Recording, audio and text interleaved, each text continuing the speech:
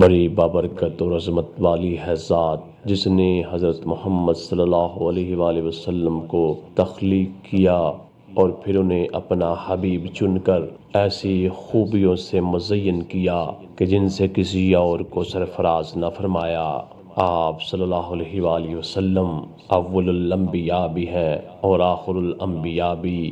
آپ صلی اللہ علیہ وآلہ وسلم فرماتے ہیں کہ میں اس وقت بھی نبی تھا جب حضرت آدم علیہ السلام جسم اور روح کی کشمکش میں تھے۔ آپ صلی اللہ علیہ وآلہ وسلم کو خاتم النبیین بنایا۔ تمام مخلوق آپ صلی اللہ علیہ وآلہ وسلم کے لیے پیدا کی گئی۔ آپ وجہ تخلیق کائنات ہیں۔ آپ صلی اللہ علیہ وآلہ وسلم کا مقدس نام عرش اور جنت کی پیشانیوں پر تحریر کیا گیا۔ تمام آسمانی کتابوں میں آپ صلی اللہ علیہ وآلہ وسلم کی بشارت دی گئی۔ آپ صلی اللہ علیہ وآلہ وسلم کی ولادت کے وقت تمام بت اوندے ہو کر گر پڑے۔ آپ صلی اللہ علیہ وآلہ وسلم کا شق صدر ہوا۔ اللہ رب العزت فرماتا ہے الم نشرح لک صدرک، کیا ہم نے آپ کے سینہ کو کھول نہ دیا؟ آپ صلی اللہ علیہ وآلہ وسلم کو معراج کا شرف عطا کیا گیا اور آپ صلی اللہ علیہ وآلہ وسلم کی سواری کے لیے براق پیدا کیا گیا۔ آپ صلی اللہ علیہ وآلہ وسلم پر نازل ہونے والی کتاب تبدیلی و تحریف سے محفوظ کر دی گئی اور قیامت تک اس کی بقاء و حفاظت کی ذمہ داری اللہ رب العزت نے اپنے ذمہ لے لی اور فرمایا کہ بے شک ہم نے اس ذکر کو نازل کیا اور ہم ہی اس کی حفاظت کرنے والے ہیں۔ آپ صلی اللہ علیہ وآلہ وسلم کو آیت الکرسی عطا کی گئی۔ آپ صلی اللہ علیہ وآلہ وسلم کو تمام خزائن الارض کی کنجیاں عطا کی گئیں۔ آپ صلی اللہ علیہ وآلہ وسلم کو جوامع الکلم کے معجزہ سے سرفراز فرمایا گیا۔ آپ صلی اللہ علیہ وآلہ وسلم کو رسالت عامہ کے شرف سے ممتاز کیا گیا۔ آپ کی تصدیق کے لیے معجزہ شق القمر ظہور میں آیا۔ آپ کے لیے اموال غنیمت کو اللہ تعالیٰ نے حلال کر دیا۔ تمام روئے زمین کو اللہ تعالیٰ نے آپ صلی اللہ علیہ وآلہ وسلم کے لیے مسجد اور پاکی حاصل کرنے کا سامان بنا دیا۔ آپ کے معجزات قیامت تک باقی رہیں گے۔ اللہ تعالیٰ نے تمام انبیاء کو ان کے نام لے کر پکارا مگر آپ صلی اللہ علیہ وآلہ وسلم کو مختلف القابات سے پکارا۔ اللہ تعالیٰ نے آپ صلی اللہ علیہ وآلہ وسلم کو حبیب اللہ کے معزز لقب سے سر بلند فرمایا۔ اللہ تعالیٰ نے آپ کی رسالت، آپ کی حیات، آپ کے شہر، آپ کے زمانے کی قسم کھائی۔ آپ صلی اللہ علیہ وآلہ وسلم کی تمام اولاد آدم کے سردار ہیں۔ اللہ تعالیٰ کے دربار میں اکرم الخلق ہیں۔ آپ صلی اللہ علیہ وآلہ وسلم کے بعد آپ کی ازواج مطہرات کے ساتھ نکاح کرنا حرام ٹھہرایا گیا۔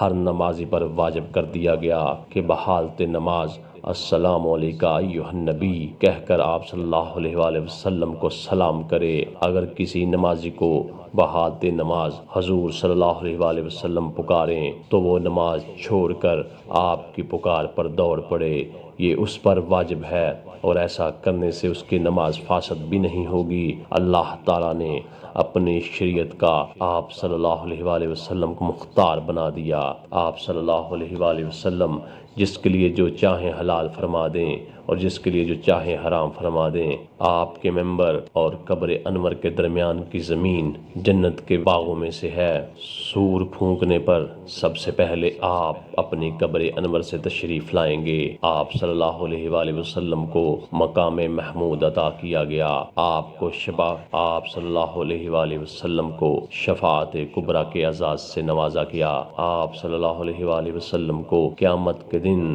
لواء الحمد عطا کیا گیا۔ آپ صلی اللہ علیہ وآلہ وسلم سب سے پہلے جنت میں داخل ہوں گے۔ آپ صلی اللہ علیہ وآلہ وسلم کو حوض کوثر عطا کیا گیا۔ قیامت کے دن ہر شخص کا نسب و تعلق منقطع ہو جائے گا مگر آپ صلی اللہ علیہ وآلہ وسلم کا نسب و تعلق منقطع نہیں ہوگا۔ آپ صلی اللہ علیہ وآلہ وسلم کے سوا کسی نبی کے پاس حضرت اسرافیل علیہ السلام نہیں اترے۔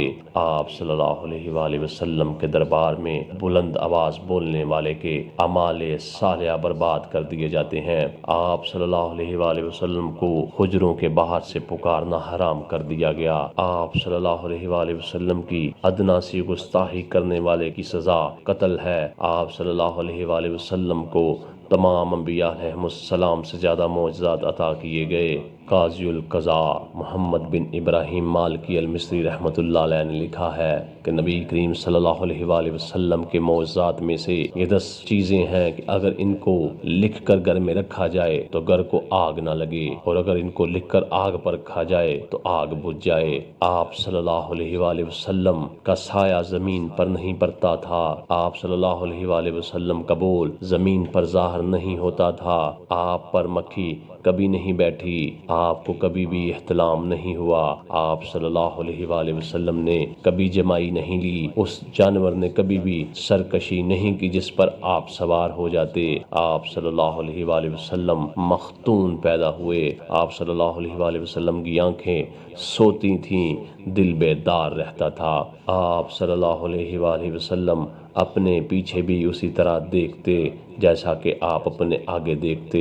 جب آپ صلی اللہ علیہ وآلہ وسلم کسی مجلس میں بیٹھتے تو آپ سب سے بلند اور اعلیٰ نظر آتے تھے۔ ابن عمر رضی اللہ تعالیٰ عنہ روایت کرتے ہیں کہ ہم رسول اللہ صلی اللہ علیہ وآلہ وسلم کے ساتھ ایک سفر میں تھے کہ ایک بدو عربی خدمت اقدس میں حاضر ہوا اور عرض کیا، یا رسول اللہ صلی اللہ علیہ وآلہ وسلم اپنی نبوت اور رسالت کی کوئی نشانی دکھائیں۔ تو تاجدار اقلیم نے فرمایا، جا اس درخت کو جو اللہ سبحانہ کی تسبیح پڑھ رہا ہے اسے کہو وہ سامنے رسول اللہ صلی اللہ علیہ وآلہ وسلم تجھے بلاتے ہیں۔ عرابی کا درخت کو جا کر اتنا کہنا تھا کہ وہ خوشی سے جھوم اٹھا، وجد میں آ کر پہلے جڑوں کو باہر نکالا اور خوشی اور مسرت سے جھومتا ہوا بارگاہ رسالت مآب صلی اللہ علیہ وآلہ وسلم میں حاضر ہو گیا اور اپنا سر قدموں میں رکھ دیا۔ یہ معجزہ دیکھ کر عرابی صحابی بن گیا۔